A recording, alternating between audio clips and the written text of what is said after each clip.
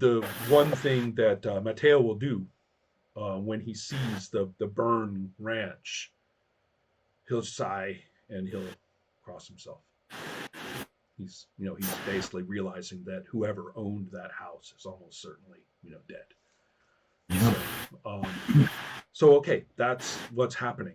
What will you two do? Um, I'm like, Mateo, we have like, for God requires us to, we need to help these people. We need to, we, the diegueños. Mateo's kind of like, he says, he kind of gestures and says, those bandits.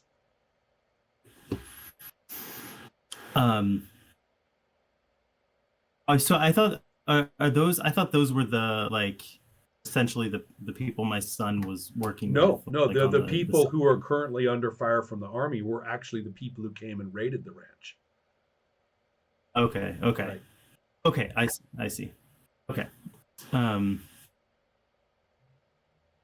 So I think, huh.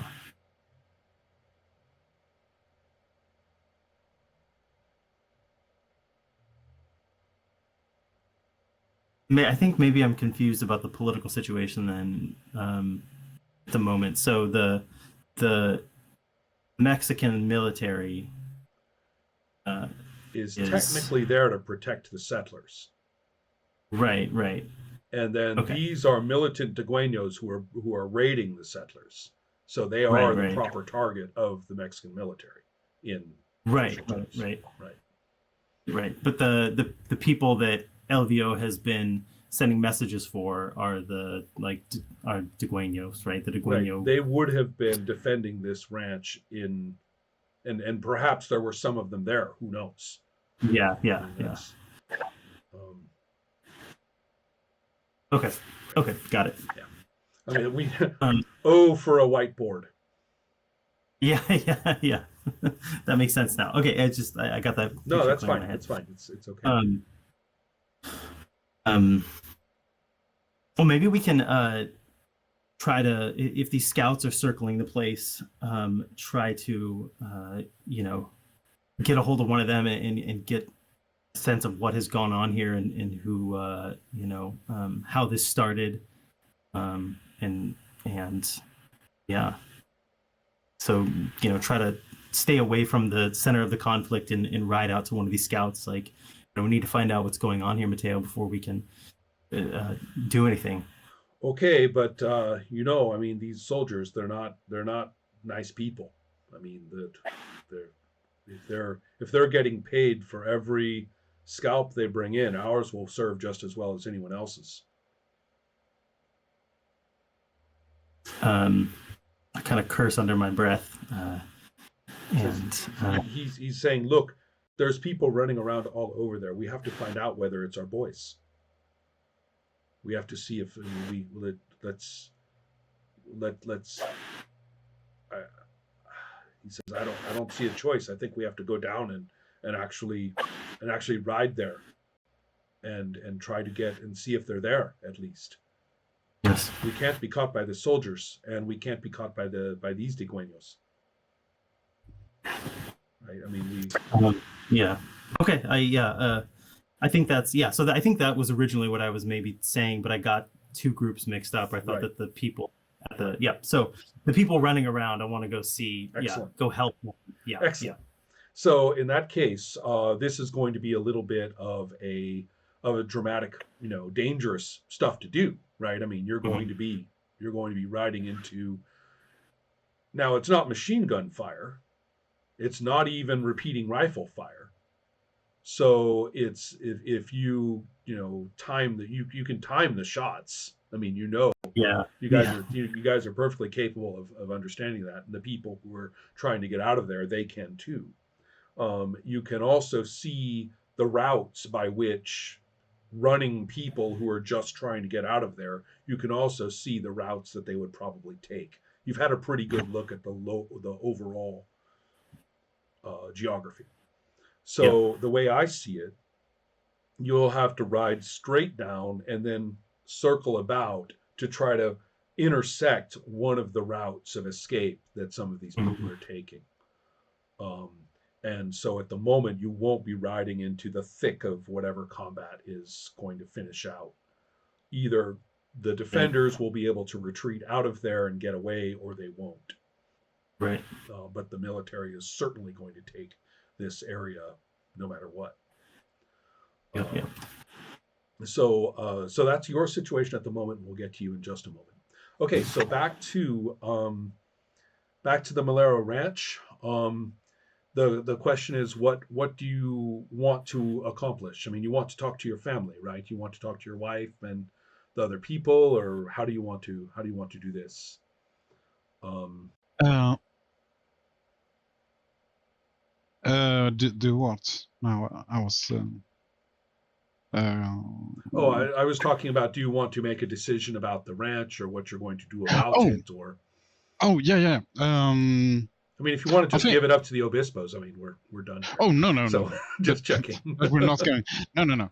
No, I think I've talked with my family and just said that Obispo have made an offer, Mhm. but they have made offers before, I guess, or at least hinted on buying us out. And I think I presented it in a way that this is not even a thing we considered Right. on accepting. So you're met with agreement, and that fortunately, I would say, being no fools in the times of unrest, that the Malero Ranch is in possession of a pretty good purchased allotment of United States Springfield rifles, with enough pistols for you and your immediate family. But it's mostly these Springfields with all the necessary wadding um, and the what the hell is the name for it? Technically, it is a bullet because they are the round balls of lead, right? Those are actually bullets. Um, the what we think of as a bullet, which is that piece of lead stuck into a metal, is for the cap mechanism that doesn't exist yet, and that's called a round. I mean, if you hang Yep. out with the gun nuts and you call that a bullet, they'll get mad at you.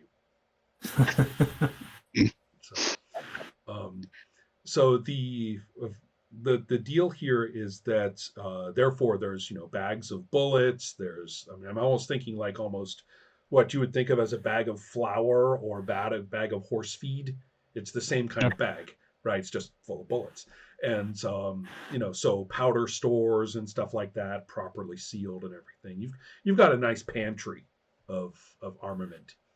And so probably all the ranches have something like this, I think. Um, so that is referred to. And the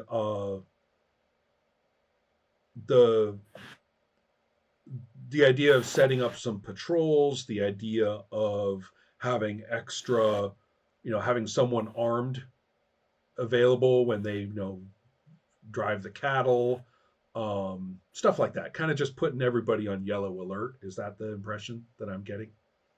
Yeah, Okay. of course. So I think the Obispo has shown interest, and that we need Mm-hmm. to show our response in some way. So Right. that's Right.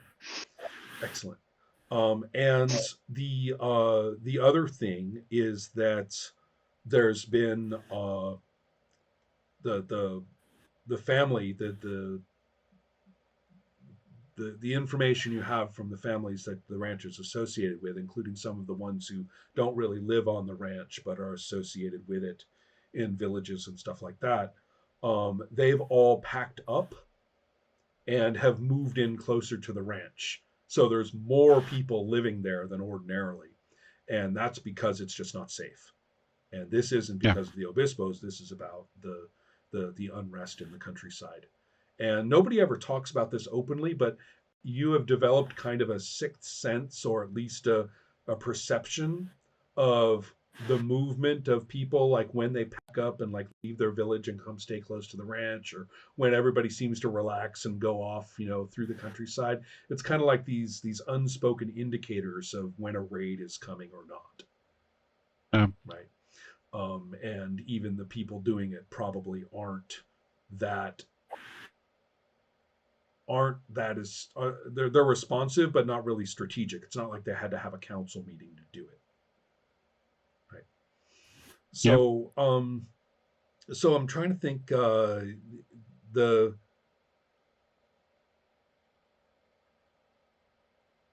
yeah.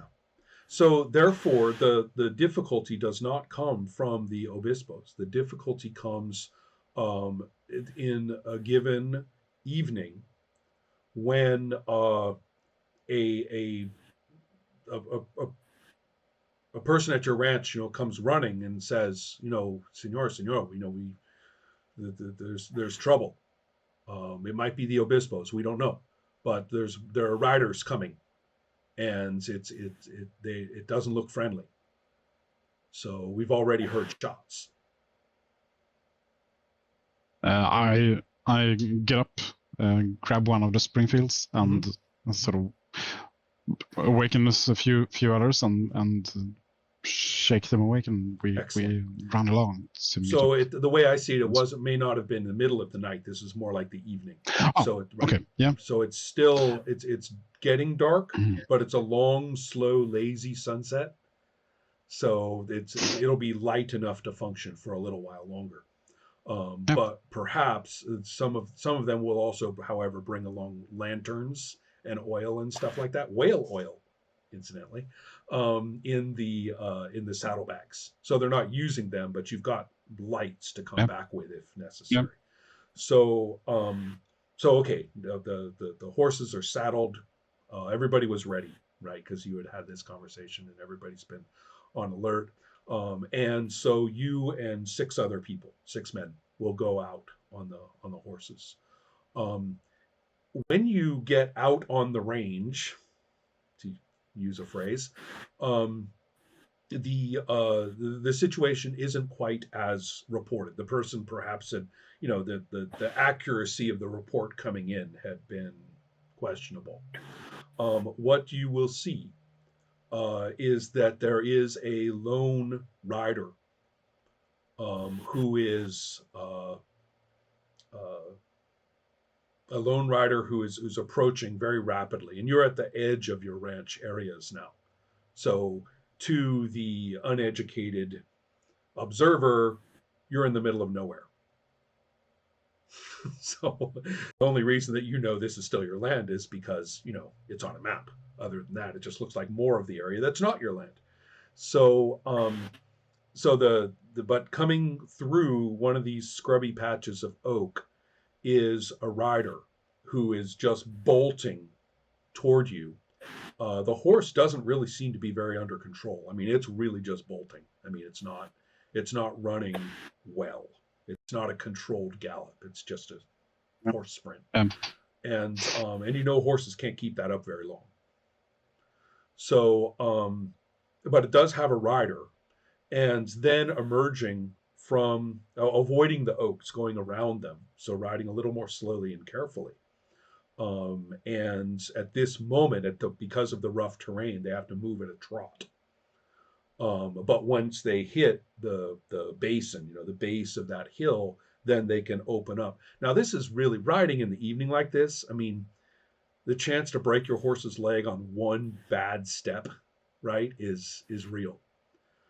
So you would expect any horseman, soldier, whoever, you would expect them to take this lightly, to stay at a trot, to scout a little, perhaps have a person on foot, ahead by half a mile at all points, stuff like that. That would be the smart thing to do, because you do not want a broken-legged horse in the middle of the night, right? So but this is hugely violent. I mean, the fact that they're moving, they break into gallops at this point, and they're clearly in pursuit. Um, there's no rifle shot. You cannot fire a flintlock, you know, from a running horse. That's not going to happen unless you've got it like Yeah. ready. And even then, you're not going to hit a fucking thing. I mean, that's forget it. Yeah. So therefore, you can't see, but there's no rifle shots coming from them. But you do see from the people approaching. There's 3 of them.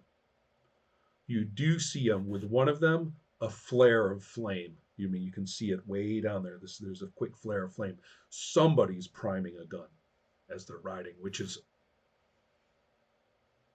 somebody knows what they're doing, whoever that is. So, probably a pistol. But the point is, I mean, you're galloping, in the evening, and you're actually able to like manage your flintlock pistol. That's like, ooh. So, it's not pitch dark at all. It's not even truly dark, but that does mean that picking out details about them is not in the picture right now. So the 7 of you have kind of crested a hill, and you're seeing this, and you're seeing that one horse just bolting toward you as fast as they can. So what do you guys do? How far was it between the single rider and the pursuer?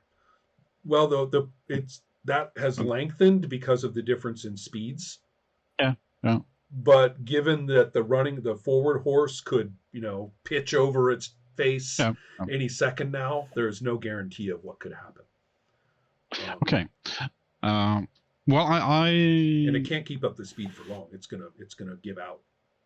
Yeah. Soon. We'll ride out and meet up and see who this person is. We need to know that before we act. Right. So as you are you're coming to meet them, and the first thing you'll see is that there is a rider, and it's not a very tall person.